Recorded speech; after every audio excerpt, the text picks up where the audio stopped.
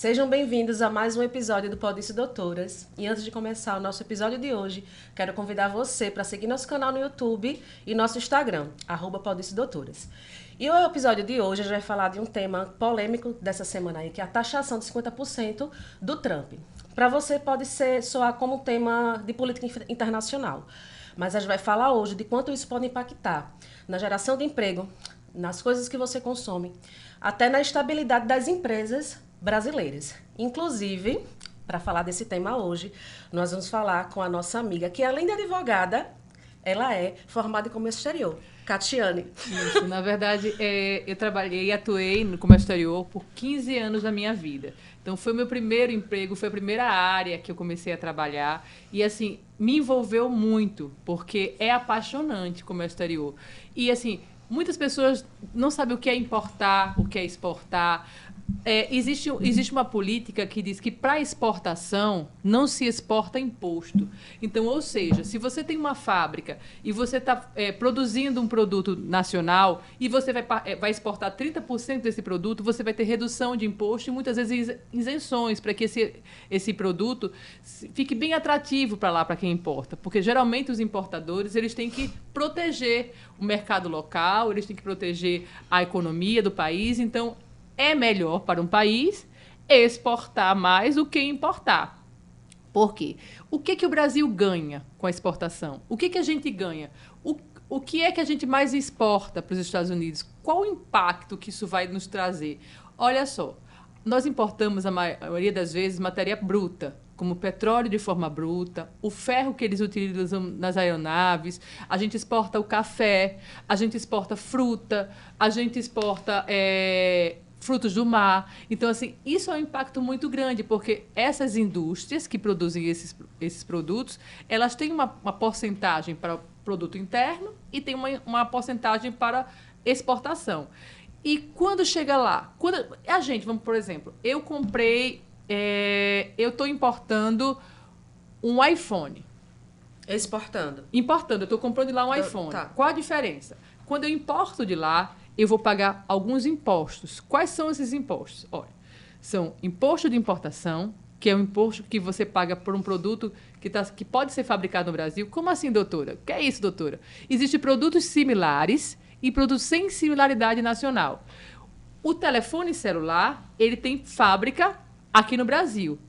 Não tem? Não tem outras empresas que produzem, que pode ser... Diz aí o nome de uma empresa nacional que produz telefone. Eu não sei, Motorola. Motorola. Vamos dizer que a fábrica da Motorola tem no Brasil?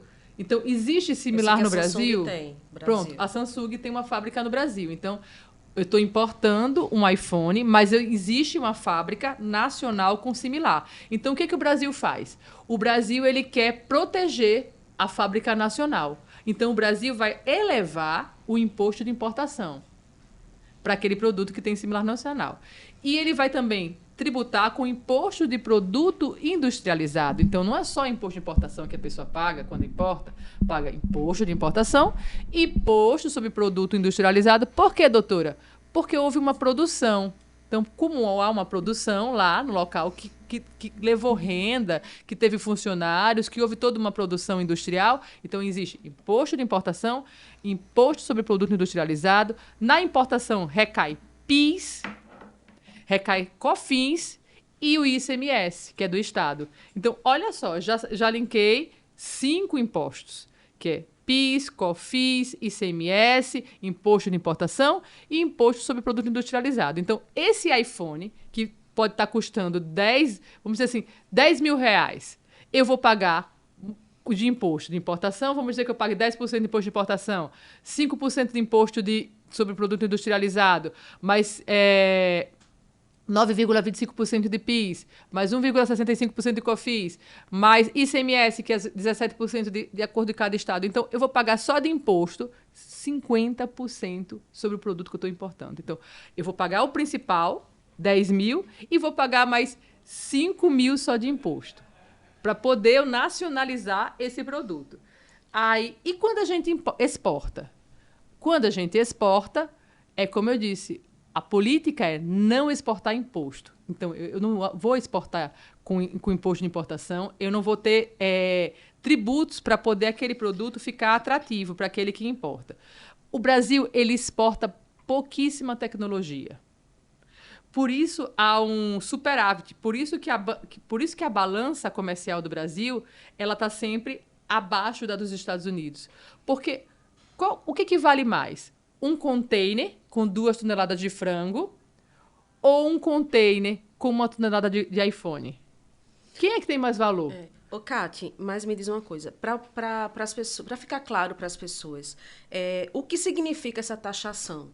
É algo comum ou fora do padrão? Fora do padrão, porque é uma taxação que não é uma taxação econômica, é uma taxação que é política. Ele não tem justificativa que agregue esse valor de 50% para os produtos nacionais. Por quê? Porque o Brasil importa mais dos Estados Unidos. O Brasil paga mais para os Estados Unidos do que os Estados Unidos recebe do Brasil. Então, assim, o que vai ser prejudicado? A produção local, porque os produtos já estão encalhando. Lá, os navios já começaram a ficar encalhados ao largo, aguardando atracação. O que é isso? A maioria dos navios, eles levam de 25 a 28 dias para chegar nos Estados Unidos. Então, eles não estão nem conseguindo atracar, porque eles estão com receio de como eles vão ser taxados lá. Não é assim, eu vou chegar num porto, pronto, o Brasil vai... Como é que é feito? Eu produzi o produto aqui no Brasil, eu vou fazer um documento de exportação para poder mandar. Eu faço nota fiscal e faço o documento de exportação para o exterior. Esse documento que ele vem acompanhado com uma invoice, que a invoice é como se fosse uma nota fiscal. E nessa invoice, ela vai estar os dados do produto e ela vai classificar o produto como um NCM. Doutora, o que é isso? O que é NCM? NCM é Nomenclatura Comum do Mercosul. Esse NCM, que também é conhecido como... que é localizado através da tabela da TEC, todo produto existente no planeta Terra, ele tem um código. Por exemplo, se eu for exportar essa caneta, o código dela é 9022. Uma caneca, mulher. Uma caneca. Se eu for exportar essa caneca, o código dessa caneca é 9022.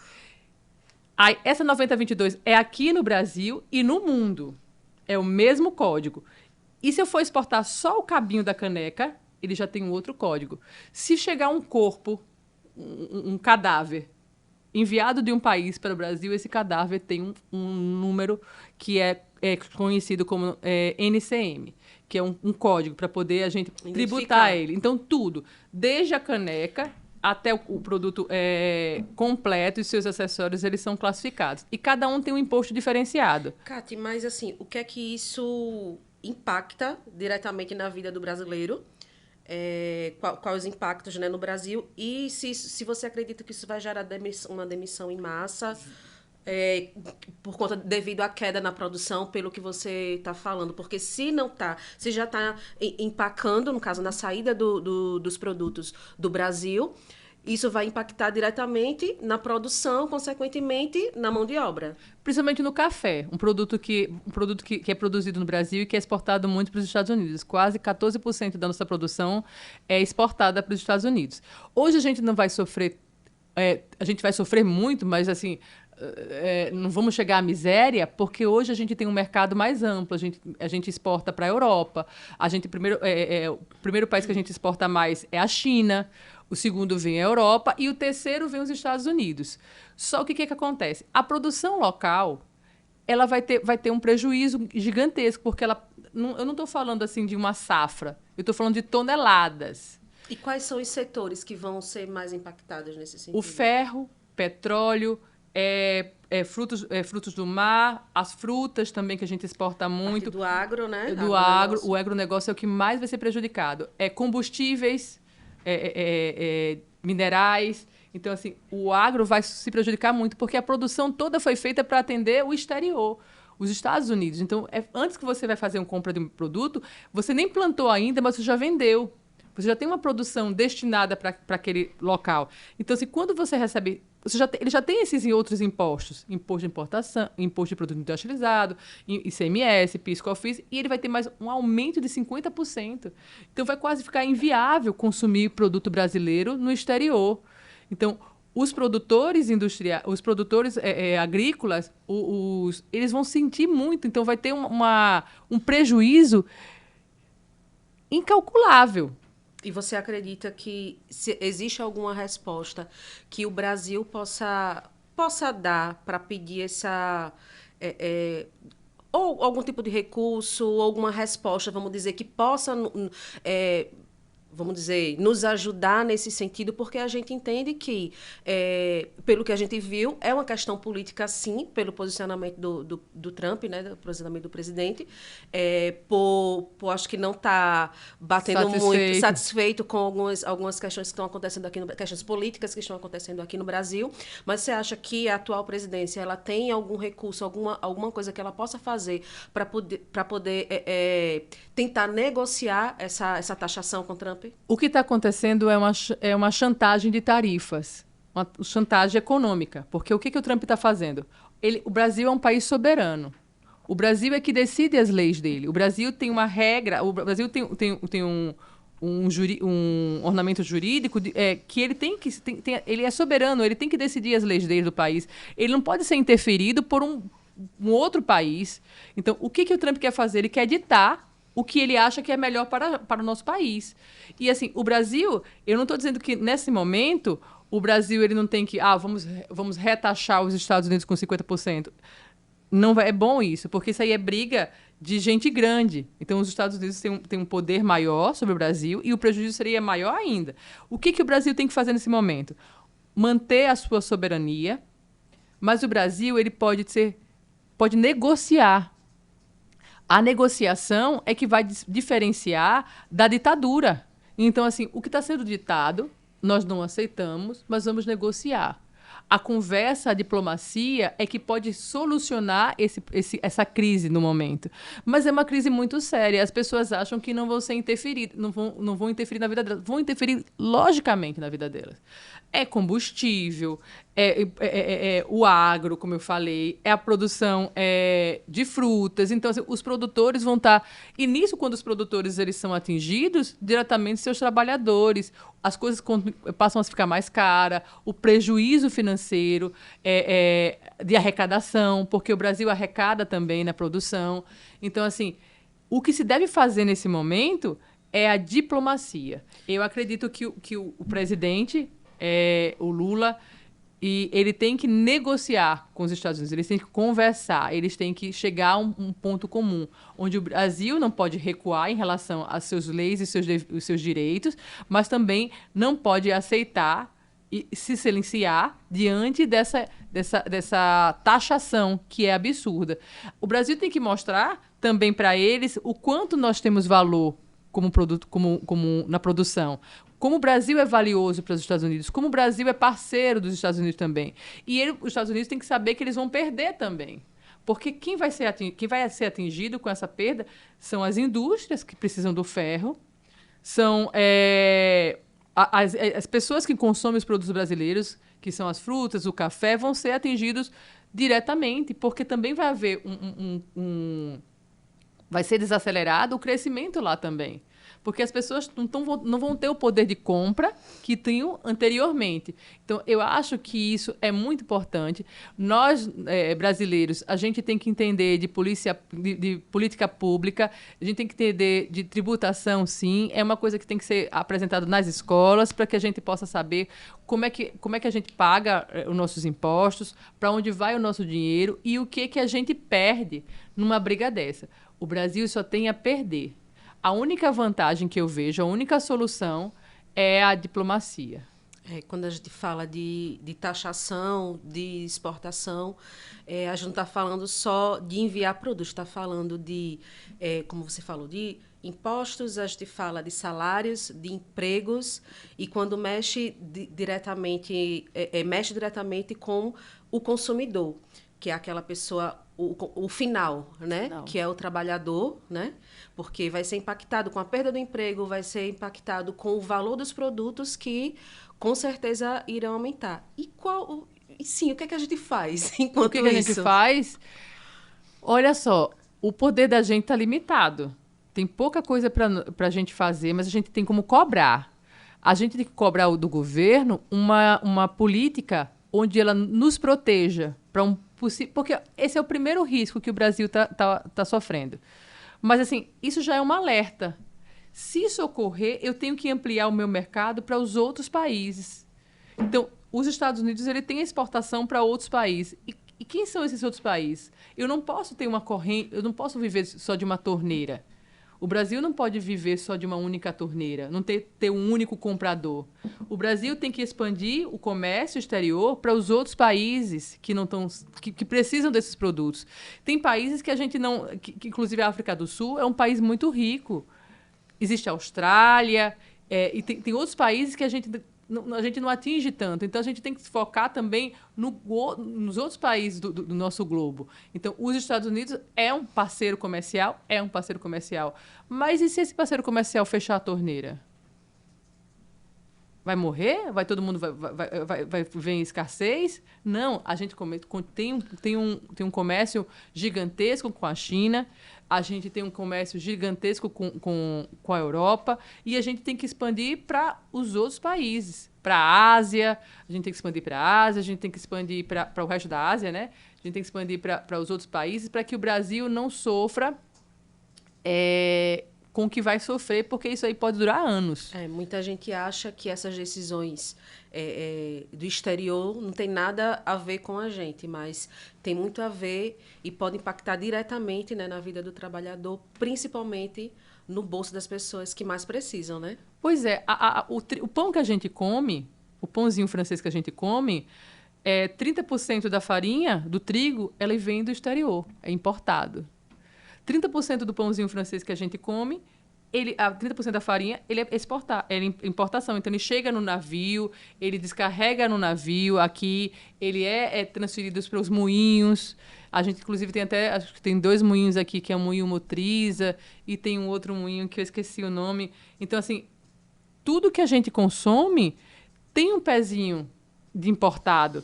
A não ser que seja um produto da agricultura, como banana, melancia, essas coisas que são fabricadas aqui que são produzidas aqui no Brasil. Mas a maioria, o nosso pão francês, ele é um produto importado praticamente.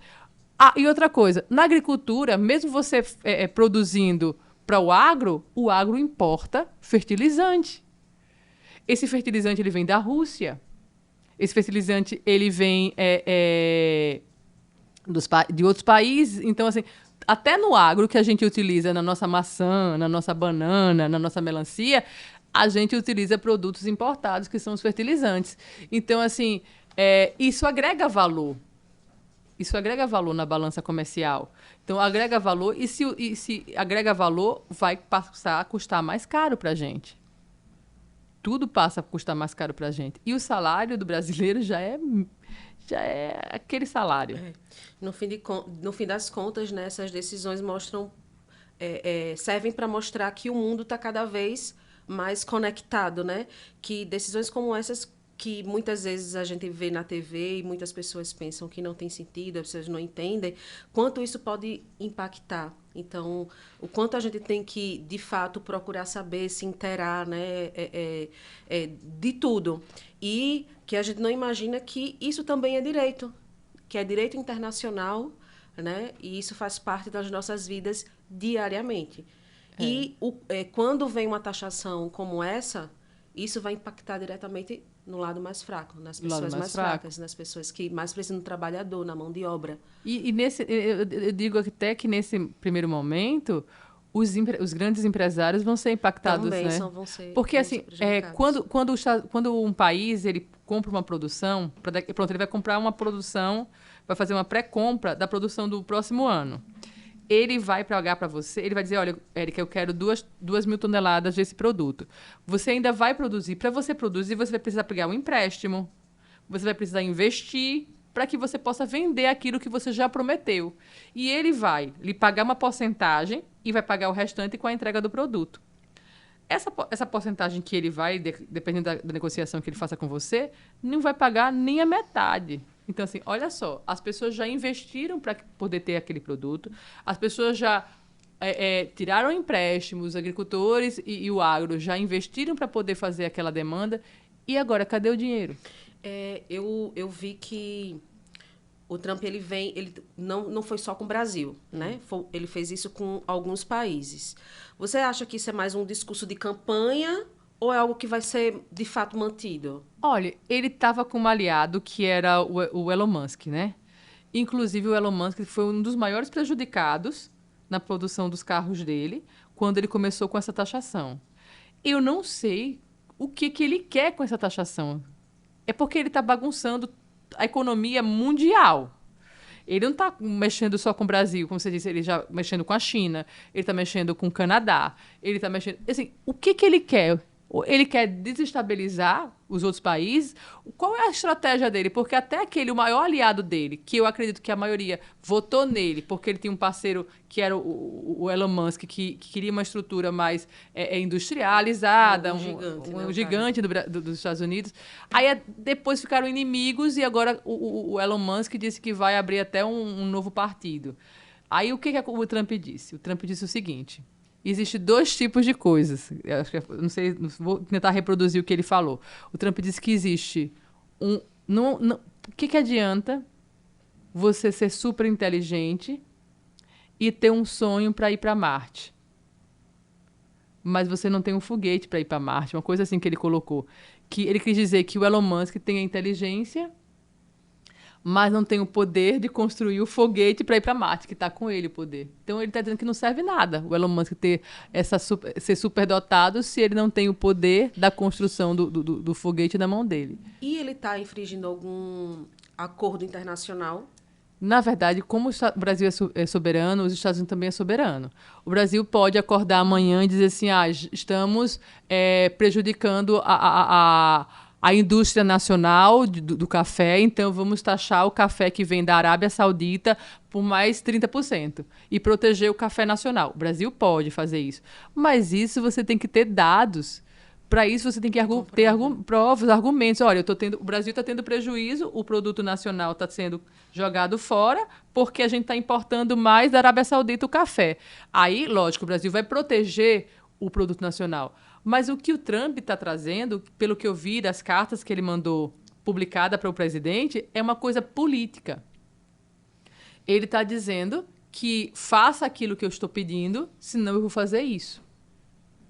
Isso ele está impondo a um país como o país deve utilizar as suas leis, as suas regras.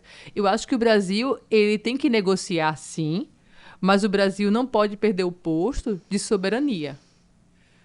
Então, nesse momento, tem que sentar na mesa e negociar.